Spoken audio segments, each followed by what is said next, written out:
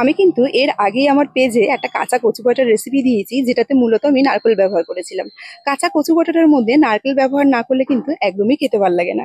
কিন্তু অনেকেই আছে যারা কচু বাটা এই নারকেল বাটার জন্য খেতে পারেন না, তারা কিন্তু আমার এই আজকের রেসিপিটা ফলো করে একবার অন্তত কচু বাটা খেয়ে দেখবেন।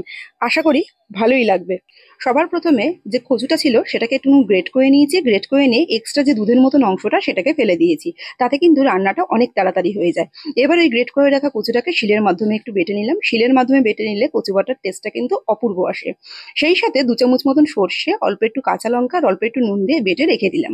এইবার প্যানের মধ্যে তেল গরম করে কালো জিরে ফোড়ন দিয়ে দিয়েছি, শুকনো লঙ্কা দিয়েছি আর অল্প একটু রসুন থেতো করে দিয়েছি। ফোড়ন থেকে খুব সুন্দর একটা গন্ধ বেরোলে যে কচু বাটাটা রয়েছে সেটা কিন্তু এর মধ্যে দিয়ে দিলাম। দিয়ে খুব ভালো করে একটু ফোড়নের সাথে মিশিয়ে নিচ্ছি। সেই সাথে দিয়ে দিলাম পরিমাণ মতো নুন আর অল্প একটু হলুদ। আমি কিন্তু এর আগে নুন সর্ষে বাটাতেও ব্যবহার করেছি, সেটা আমি এর মধ্যে ব্যবহার করব, তাই নুনটা একটু বুঝে দিতে হবে। খুব ভালো করে টানতে হবে।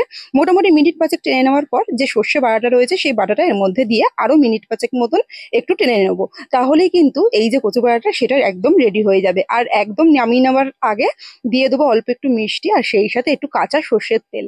সবকিছু দিয়ে খুব ভালো করে একটু নেড়ে চেড়ে প্যান ছেড়ে যখনই উঠে চলে আসবে বুঝে নিতে হবে যে কচু বাটা কিন্তু একদম রেডি। আজকের এই সহজ সিম্পল রেসিপিটা ভালো লাগলে লাইক কমেন্ট শেয়ার করতে ভুলবেন না। দেখা হচ্ছে নেক্সট রেসিপিতে। ধন্যবাদ।